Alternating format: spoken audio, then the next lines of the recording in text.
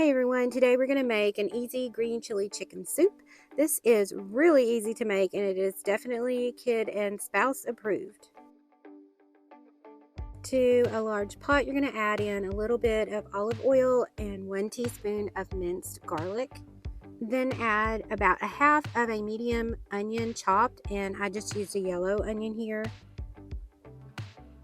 And you want to saute the onion and garlic mixture until the onions are cooked. Then you're going to add 1 teaspoon of cumin, 1 teaspoon of chili powder, and then just mix that up really well together. And sorry about my camera shake here. And then I added 1 can of white beans, rinsed and drained, and I think I just used cannellini beans.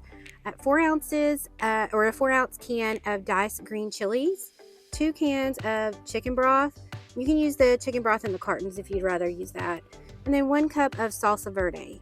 And then just make sure that you mix all that up really well, and then add in 2 small cans of chunk chicken, or just a large can of chunk chicken, and you can kind of shred that before you add it in there so it's not still kind of chunky. As you can see, I had to kind of shred it up later.